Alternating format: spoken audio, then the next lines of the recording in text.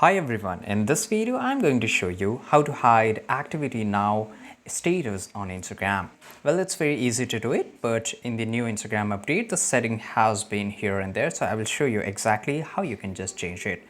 Just go to your Instagram here, and once you are Instagram here, on the profile icon which is on the bottom right side, you have to click on that. On the top right you will see this three burger icon. Just click on that, and here once you are here into the settings, you have to just go a little bit down, and here you have to find messages and stories replies. Right here you can see it's the first one. So once I click on here, you will see a show activity status. Click on it, and here it is turned on, so I can just see that which one of my friend or which of my followers and following are online, right? So I will able to see a green icon. But if I turn this off, you can see that I won't be able to see that who is online.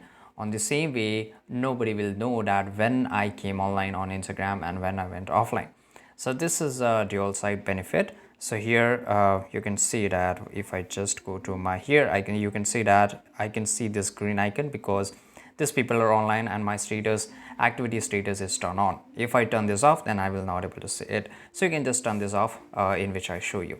I hope you found this video very useful. If you did, subscribe.